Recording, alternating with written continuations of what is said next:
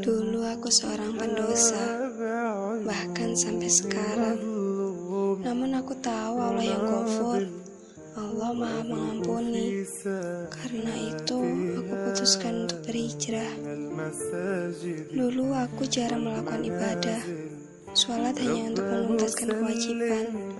Al-Quran hanya bisa kupandangi. Namun aku tahu Allah yang Fatah, Maha Pemuka Rahmat. Maka dari itu aku memilih untuk berhijrah.